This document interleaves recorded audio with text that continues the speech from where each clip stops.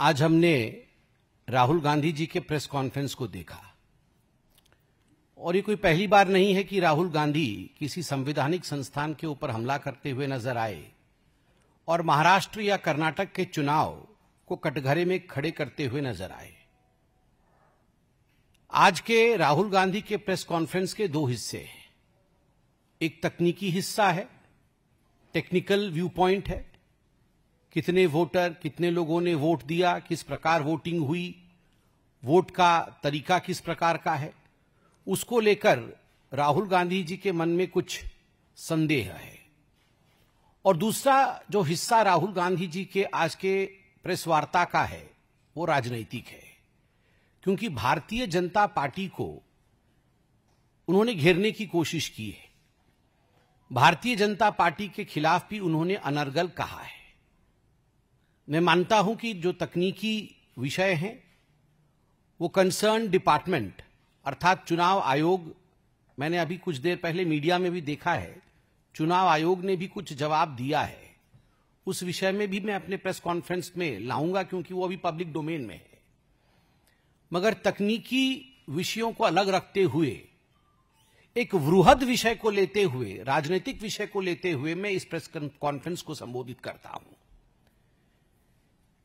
पहली बात है कि राहुल गांधी और कांग्रेस पार्टी ने आज तक उन राज्यों में कोई भी प्रेस कॉन्फ्रेंस नहीं किया जिन राज्यों में उनको जीत मिली है।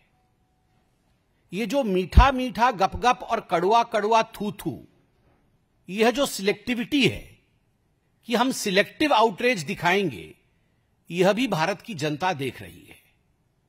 आप हिमाचल में जीतते हैं तो उस समय तो नहीं कहते हैं कि इलेक्शन कमीशन ने अच्छा काम किया, उस समय तो आप नहीं कहते हैं कि इलेक्शन कमीशन ने कहीं ना कहीं फर्जीवाड़ा किया। उस समय आप फर्जीवाड़ा आपको नजर नहीं आता है या आप बधाई भी नहीं देते हैं, उस समय आप न्यूट्रल हो जाते हैं। आप तेलंगाना में जीतते हैं, आपका मुख्यमंत्री बनता है तेलंगाना में, भारतीय जनता पार्टी हार जाती है, उस समय का कोई भी प्रेस कॉन्फ्रेंस आप दिखा दीजिए कि राहुल गांधी ने कहा हो कि तेलंगाना में इलेक्शन कमीशन ने फर्जीवाड़ा किया है। उस समय किसी के ऊपर कोई प्रश्नवाचक चिन्ह नहीं उठाते हैं। जब आपको 99 सीट मिलती है लोकसभा के चुनाव में तो आप पूरे देश में सेलिब्रेट करते हैं और कहते हैं देखो हमारी जीत हो गई। कैसे? यदि देश का लोकतंत्र हार गया, यदि देश का चुनाव आयोग ही कॉम्प्रोमाइज्ड है आपके कहने के मुताबिक, तो आप सेलिब्रेट किस बात का कर रहे हो कि हम जीत गए हैं, हमें अधिक सीटें मिली है। तो कहीं ना कहीं एक सिलेक्टिव आउटरीच कांग्रेस पार्टी और राहुल गांधी में देखने को मिलता है। दूसरी बात है, राहुल गांधी का फ्रस्ट्रेशन की यह चरम सीमा है और मैं बहुत सोच समझ कर बोल रहा हूं। आज जिस प्रकार के शब्दों का प्रयोग किया गया है, मैं तकनीकी विषय पर तो आऊंगा, मगर आज पहली आपत्ति मैं दर्ज करता हूं कि चुनाव में हार जीत ये लगी रहेगी।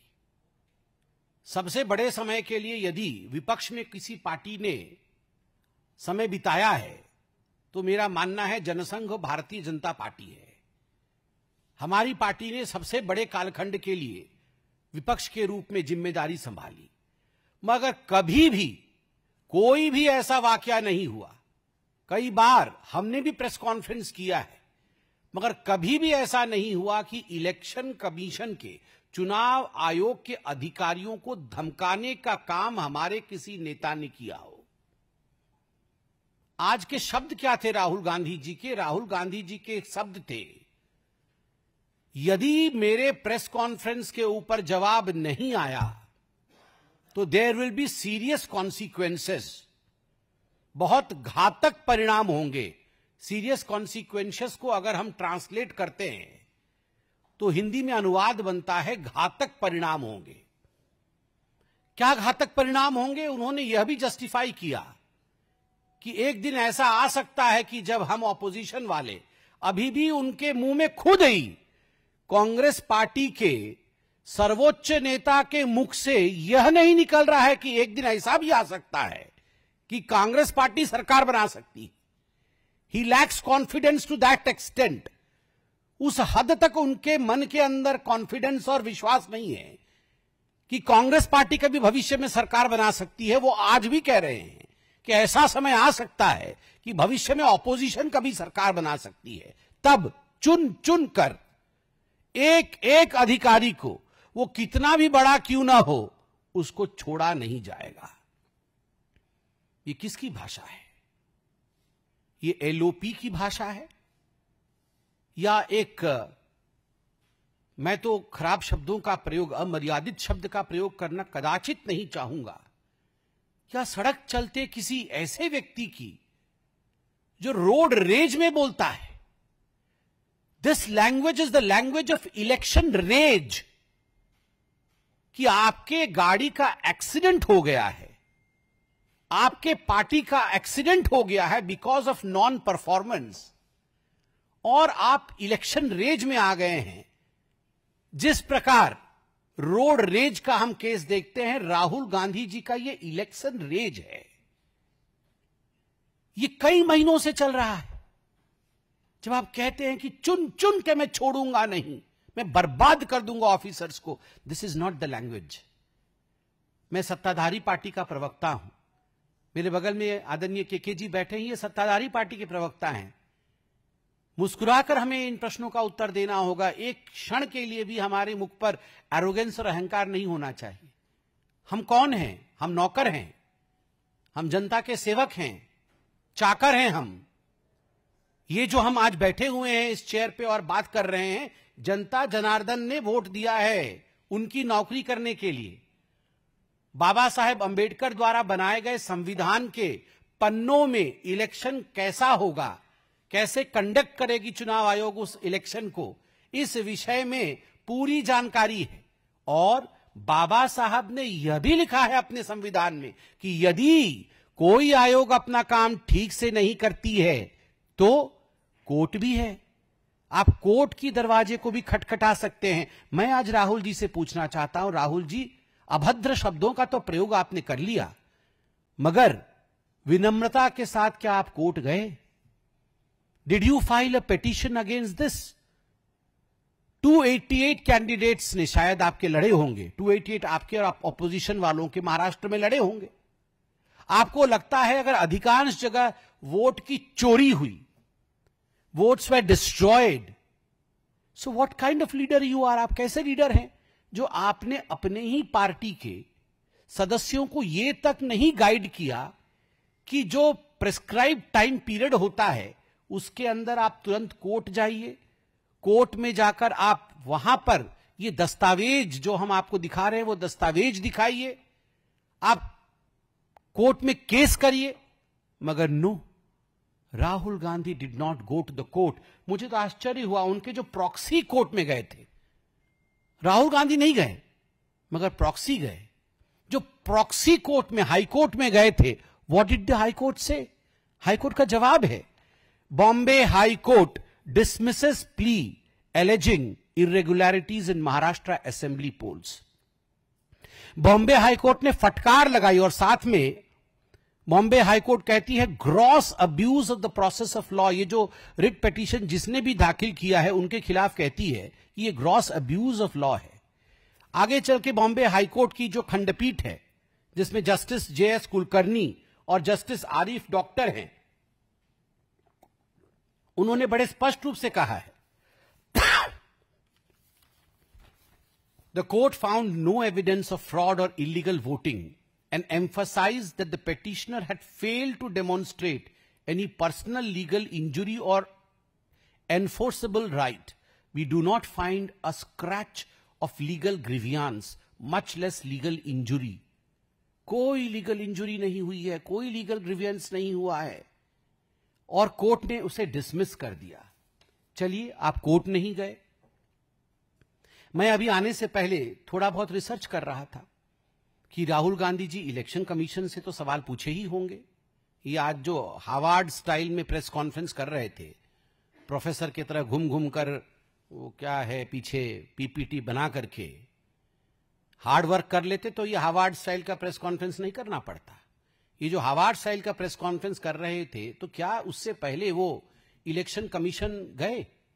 मालूम पड़ा कि जो केपीसीसी है, कर्नाटका प्रदेश कांग्रेस कमेटी है, वो गई थी अभी इलेक्शन कमीशन, 3 तारीख को गई थी इसी महीने के। इलेक्शन कमीशन ने उनको 6 तारीख को कहा कि आप 8 तारीख को आइए, हम आपको सुनेंगे। मगर 7 तारीख को ही राहुल गांधी जी वो आ नहीं गए सुनने। कल सुनना था, कल जाना था कमीशन के पास, मगर 7 तारीख को ही प्रेस कॉन्फ्रेंस कर दिया। केवल इतना ही नहीं, महाराष्ट्र के चुनाव के विषय में बात हो रही है। महाराष्ट्र के चुनाव को लेकर जब नवंबर 2024 में राहुल गांधी जी ने पहली बार आपत्ति दर्ज की, तो दिसंबर में ही इलेक्शन कमीशन ने चिट्ठी लिख के बुला लिया था कि राहुल जी आप आइए ना, you come and have a discussion with us. वो चिट्ठी भी मैं लेकर आया हूं। मैं ये चिट्ठी इसलिए लेके आया हूं क्योंकि ये चिट्ठी पब्लिक डोमेन में है और ये किसी और देश का इलेक्शन कमीशन नहीं है, ये हमारे देश का ही इलेक्शन कमीशन है। तो यदि पब्लिक डोमेन में वो चिट्ठी है, और उस चिट्ठी में क्या लिखता है election commission, in view of your article published in a newspaper on 7/6/2025, ये हाल की बात है। कई चिट्ठियां लिखी है इलेक्शन कमीशन में, मैं एक चिट्ठी का उदाहरण दे रहा हूं। 7/6/2025 को एक बड़े अंग्रेजी अखबार में राहुल गांधी का महाराष्ट्र के चुनाव को लेकर आर्टिकल छपा था। उस आर्टिकल में वही बातें की गई थी जो बातें आज उन्होंने प्रेस कॉन्फ्रेंस में की है। तो चुनाव आयोग ने कहा था कि माननीय राहुल जी, ऐसा है कि नवंबर 2024 में महाराष्ट्र का चुनाव हुआ, दिसंबर में भी आपने यही सब आरोप लगाए थे, तो हमने आपको दिसंबर में ही बुलाया था। चलिए कोई बात नहीं, आप नहीं आए। यहां पर इलेक्शन कमीशन ने कुछ डाटा दिया है, यह पब्लिक डोमेन में डाटा है। यह डाटा है कि कुल मिलाकर के 1,08,026 BLA है, बूथ लेवल एजेंट है महाराष्ट्र के अंदर सभी पार्टी के। BLA का काम क्या होता है? BLA का काम होता है कि इस घर में बहुत सारे वोटर हैं। अरे कैसे हो सकता है इस घर में इतने सारे वोटर? चलो कंप्लेंट करो BLO को, मतलब ऑफिसर को, जो बूथ लेवल ऑफिसर होता है। ये BLA पॉलिटिकल पार्टी अपॉइंट करती है और BLO इलेक्शन कमीशन का ऑफिसर होता है। अरे इसका नाम सही नहीं है, इसके पिताजी का नाम तो गलत है, चलो कंप्लेंट करो, ठीक करवाते हैं। अरे ये तो 18 साल की नहीं है, ये तो 60 साल की है, इलेक्शन कमीशन को हम कंप्लेंट करते हैं। ये BLA का काम होता है। कितने BLA हैं महाराष्ट्र में कांग्रेस पार्टी के? 28,420, 420 नहीं, 28,420, 28,420 BLA। 28,420 BLA होने के बाद भी ये सारे BLA क्या कर रहे थे? ये सारे BLA क्या कर रहे थे? ये सोए हुए थे। ये किसके घर में किसका कितना वोटर निकला, किसकी कितनी लिस्ट है, किसका नाम क्या है, ये इन्होंने क्यों नहीं देखा? फिर इलेक्शन कमीशन लिखती है कि चलिए आप ऐसा करिए, आप बहुत बिजी व्यक्ति हैं, तो आप अपनी सहूलियत बताइए कि आप सब डॉक्यूमेंट लेके हमारे पास आइए, अपनी सहूलियत बताइए, और ये हमारा एड्रेस है, ये हमारा ईमेल आईडी है, अपना समय और स्थान दे दीजिए, वहां बैठ के चर्चा हो जाएगी, क्या आपके प्रॉब्लम है उनका हम समाधान और उत्तर दे देंगे। मगर राहुल जी ने, मुझे नहीं पता ईमेल किया कि नहीं, मगर अभी तक इलेक्शन कमीशन से समय लेकर मिलने का काम नहीं किया। आज एक प्रेस कॉन्फ्रेंस किया, नंबर 1।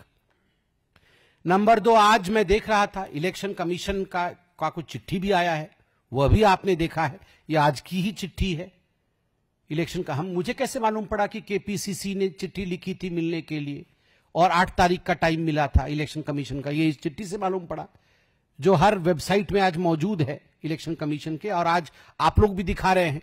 इस चिट्ठी के 2 भाग हैं।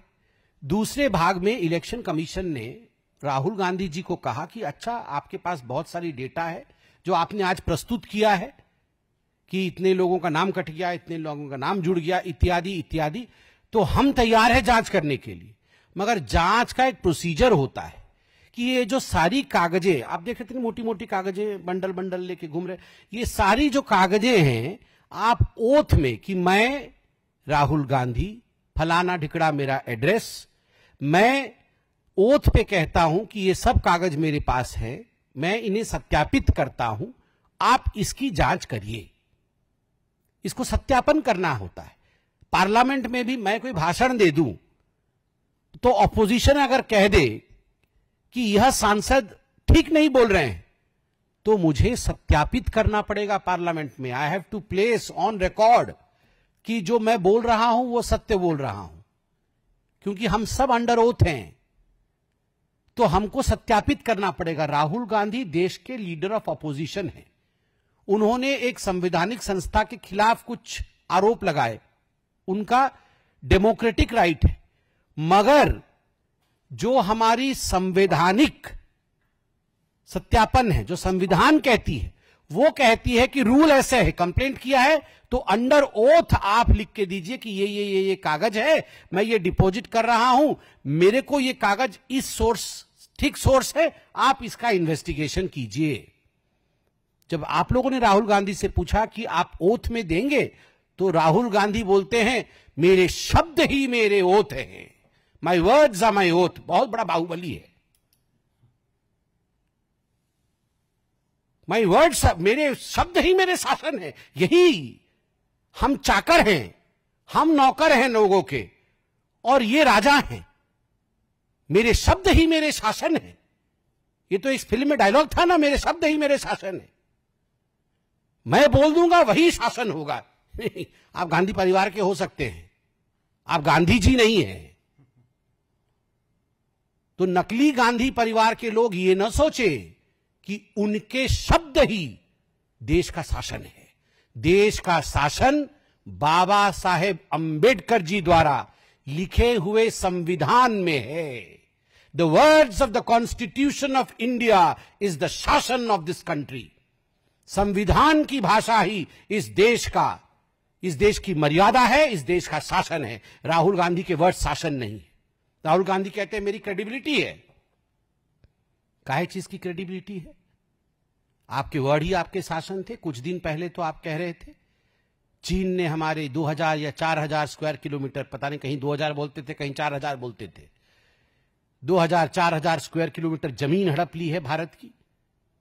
सुप्रीम कोर्ट ने ठिकाने लगा दिया।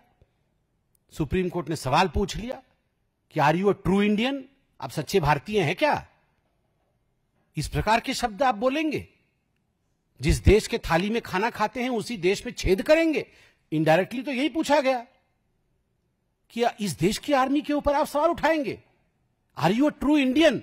और प्रियंका वाड्रा जी कहती है हु आर द जजेस? हु आर द जजेस? वो कौन है ये सब कहने वाले? वाह, मतलब दोनों भाई बहन मिलके मेरे ही शब्द मेरे शासन है। ये गांधी परिवार सोचते हैं कि हाँ तानाशाही, बिल्कुल ठीक कह रहे हैं कि जी तानाशाही है। सुप्रीम कोर्ट के जज भी नहीं कह सकते हैं। इलेक्शन कमीशन भी प्यार भरा पत्र लिखा है कि आइए चर्चा करेंगे। Who are they? Consequences face करना पड़ेगा। क्या है ये? क्या है ये? बाहुबली है आप। ऐसा नहीं चलता है। और तो और रफाल के विषय में 3-3 बार कान पकड़ करके माफी मांगनी पड़ी थी। लगभग सुप्रीम कोर्ट में उठक बैठक की नौबत आ गई थी। लिखित रूप में एफिडेविट दे के आपको सुप्रीम कोर्ट से माफी मांगना पड़ा था कि सुप्रीम कोर्ट के विषय में जो गलत टिप्पणी और झूठी टिप्पणी आपने की थी उसके लिए मैं माफी मांगता हूं। ये सुप्रीम कोर्ट के लिए किया था। वीर सावरकर को जिस प्रकार के शब्दों के प्रयोग से अपमानित किया, आज उसके लिए भी माफी मांगना पड़ रहा है।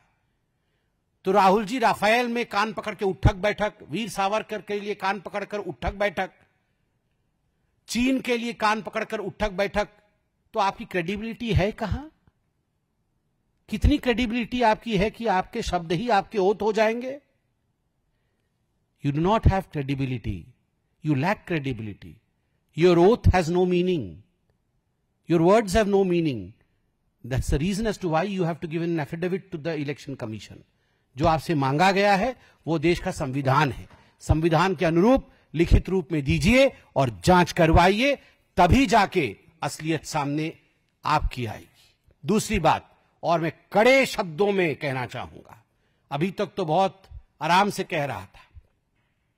राहुल गांधी जी ने कहा ये Bharatiya Janata party anti incumbency मिटाने के लिए बहाने ढूंढ के लाती है। पुलवामा जैसा बहाना। पुलवामा बहाना था? मैं देश से पूछता हूं, आज जो राहुल गांधी जी ने कहा कि पुलवामा एक बहाना था, एंटी इनकम्बेंसी को मिटाने के लिए। ऑपरेशन सिंदूर एक बहाना था एंटी इनकम्बेंसी को मिटाने के लिए। क्या अर्थ है? उसका अर्थ है भारत ने ही अटैक कराया अपने देश पे और सारी जिम्मेदारी पाकिस्तान पे मढ़ दिया, और पाकिस्तान पे अटैक करके, मतलब जो वो कहते हैं, हम तो अटैक करते नहीं, हम तो बुद्ध की देश है, हम तो अपने सिटीजन्स की रक्षा करते हैं, और पाकिस्तान के साथ इस प्रकार का प्रपंच रच के एंटी इनकम्बेंसी को मिटा दिया और वोट गेन करने की कोशिश की। यही कहना चाहते हैं आप? राहुल गांधी, इसीलिए सुप्रीम कोर्ट ने आपसे पूछा, are you a true Indian? Pulwama को आप अगर बहाना बोलेंगे, ऑपरेशन सिंदूर को यदि आप बहाना बोलेंगे, आपने एयर स्ट्राइक और सर्जिकल स्ट्राइक पे सबूत मांगा था, देश के संवैधानिक संस्थाओं को कहेंगे कि सीरियस कॉन्सिक्वेंसेस होंगी, बहुत क्षति आपकी होने वाली है, हम आपको छोड़ने वाले नहीं हैं, तो देश की जनता वैसे भी आपको एक्सेप्ट नहीं करती है, ऐसे भी आपको एक्सेप्ट नहीं करेगी। और अभी तो सुप्रीम कोर्ट ने पूछा है, तो सुप्रीम मोस्ट कोर्ट, जो सुप्रीम कोर्ट से भी ऊपर है, वो है जनता जनार्दन की कोर्ट। वह आपको गद्दार बोलना शुरू कर देगी, वह कहेगी कि आप गद्दार हैं, you are not an Indian, आप ट्रेटर हैं, इसलिए बचिए, अपनी रक्षा पहले करिए, ऐसे शब्दों से अपने आप को बचाइए। बहुत बहुत धन्यवाद।